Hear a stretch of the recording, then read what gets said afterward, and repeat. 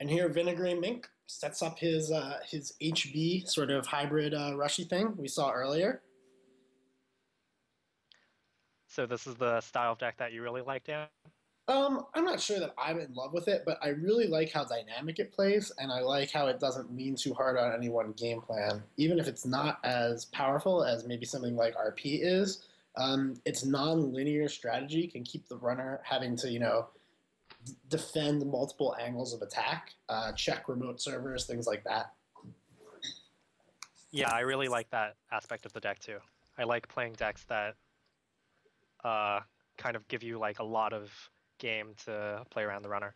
All right, so double ice and plenty of more ice in the hand for the corp, and one NAPD contract. Over on the other side, we've got AAB with his starting hand of Astrolabe.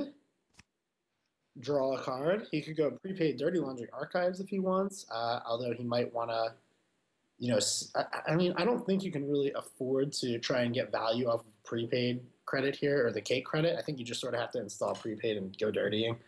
Yeah, he agrees. Really, not a lot to do there. You don't want to overdraw your hand. You don't want to click for credits. He could have tried waiting on the Astrolabe, but he risks losing out on a draw, so it's pretty even. Yeah, it's a close call, and this makes good sense. Another NAPD contract off the top for the corp is not really what you want, though. He might go for scoring one, though, and he does. He goes Wow. install Enigma, install NAPD in advance, and that's I mean that's a great Makes rush. good sense to me. Yeah, I agree.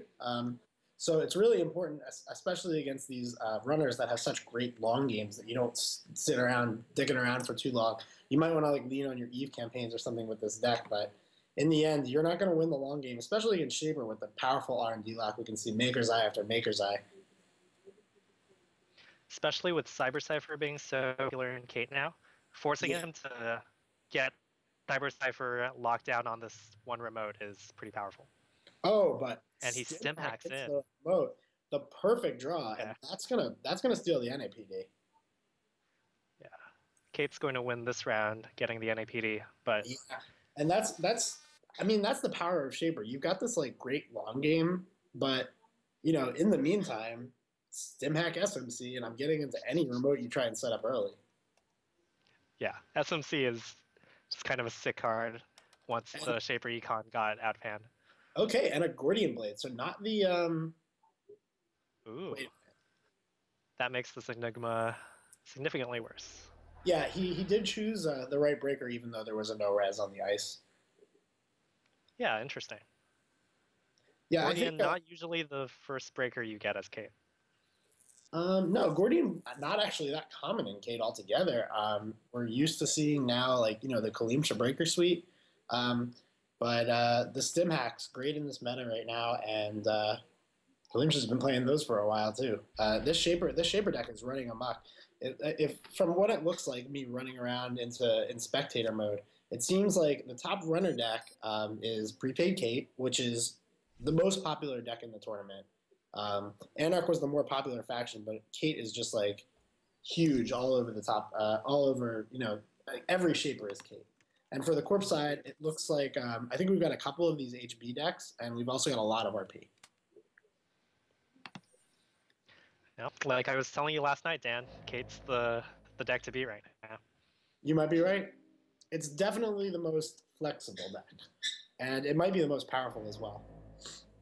All right, so there's pop up Enigma, and we're gonna get to see what it was that Vinegar Mink put into this server.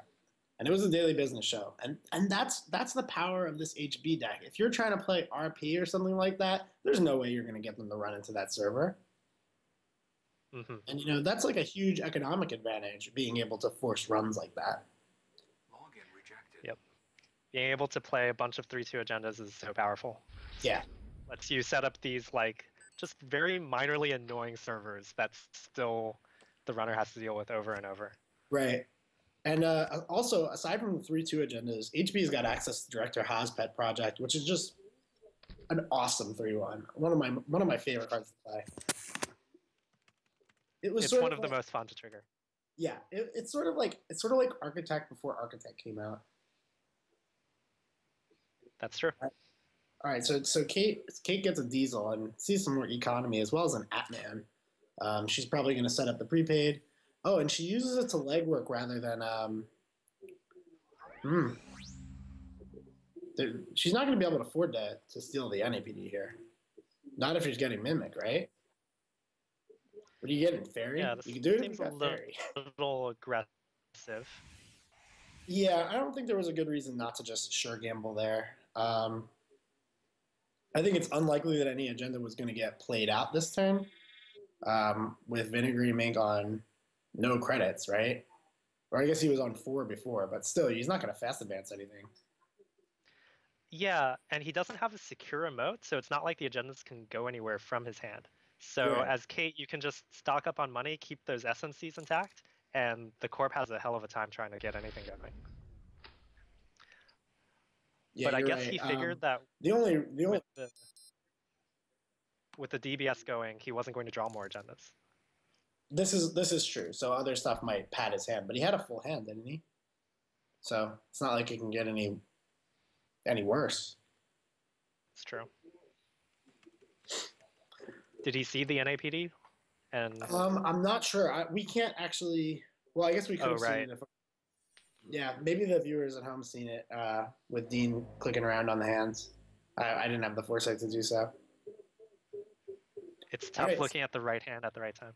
Right. So just a pop-up window on R&D. Kate's going to have an easy time plowing through that. And if she ever finds like a SMC, she can maybe get a Parasite out and stop paying anything whatsoever. Yeah, kind of a daring choice for R&D.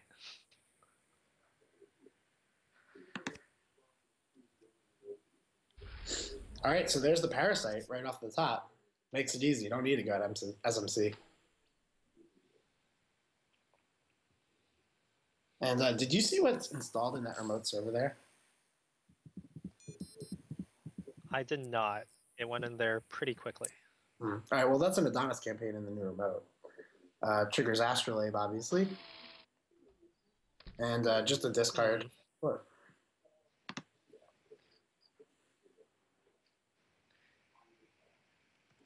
Interesting play. Not sure giving the Astrolabe value is worth it here. Yeah, you usually might want to start with an ice, maybe. That way, if something, whatever you do put in gets trashed, you can just replace it without giving them another card. But at the same time, you want to get the Adonis campaign down and res it. And the Maker's Eyes start rolling. There's the first one. With this last round, Dan, but there were a lot of Maker's Eyes from Pillside. There was a lot of Maker's Eyes in the game I was watching as well. That was AAB defending against Kate with his RP. Kind of an interesting card, like a real standby from the core set that was really defining, and it kind of went a little out of fashion with the interface and indexing, but then it's really coming back with the prepaid deck. Yeah, prepaid obviously makes the card so good. Actually, in the last round, when I was watching, there were 2 R&D interfaces out as well as Maker's Eyes on top of it, and we saw like 3 or 4 5-card R&D accesses. The runner still couldn't pull it out. The Future Perfect is too strong. All right, so there's a Data Sucker. Remember that card? Remember that card out of shape? Data Sucker and Atman. Remember that one? It speaks to the variety of the game now that shapers are cutting Data Sucker, right? Oh yeah, definitely. Well, the thing is like with the Cyber Cipher plus Lady Breaker Suite, like your breakers have such high strength, and you need memory to like shift your programs around. It makes it a little bit difficult. Very true. Oh man, I keep missing these ice installs. Hopefully, you guys at home are seeing it. So hard to see. It's quick. It's hard to talk at the same time. The lag is. So maybe you guys can. Well, I've got it pretty good in real time here. So back to AAB, sitting in a pretty comfortable position. He's going to take a legwork up in the vinegarymink hand, and he's going to get an NAPD out of it. There's only 3 cards there.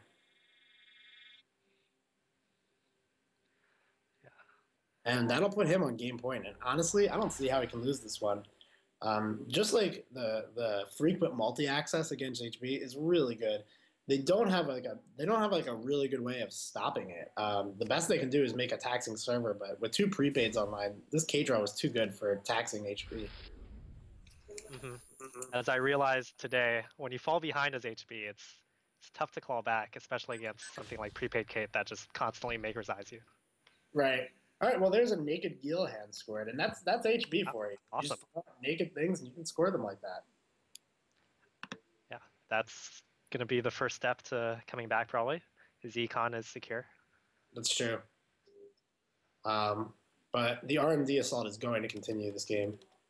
He'll probably check. Yeah, he's going to have to get really lucky. Kate's going to have to miss a lot of times. Yeah, Kate's going to have to miss a lot. This is true. But with the DBS, it's hard for her to lock you, so there's still hope. Yep. Did you catch that card you just played? I think it was an agenda. I think it was a Project Vitruvius. That was what was in his turn, his hand last turn. Real cheeky to put it down in the same server you just scored the Gila out of, right? I know, right? It could never happen again.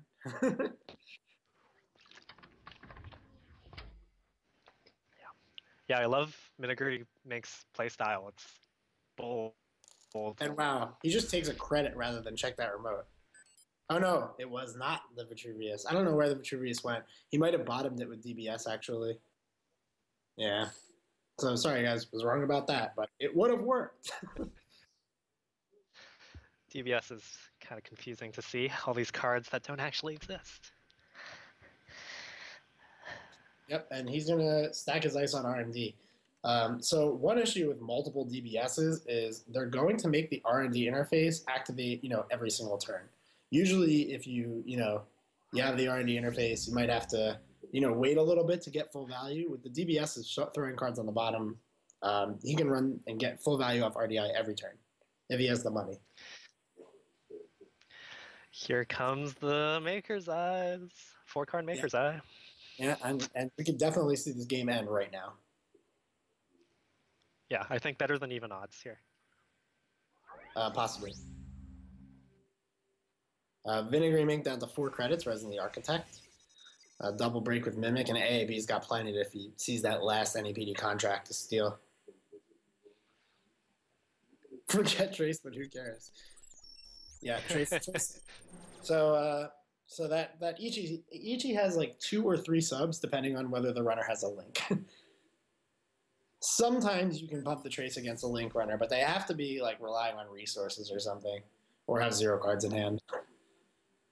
Well, I played a game today against a double Ichi server where I had calculated that I could click for credits 3 times and stip hack in exactly, but I didn't realize that I only had 1 card in hand, so the 2 traces would have killed me because I couldn't break them. So yeah, sometimes they matter. Well, you didn't have a link in your runner deck. No, but he also had the money advantage there. I couldn't afford to spend and that's the game, boys. That's... So that'll be AAB with the runner win over Vinegarymink, right? That's right. All right. Yeah, these have ones. We've seen 3 quick Kate wins so far, I believe. 3 Kate wins? That deck is bomb. the real deal. Yes.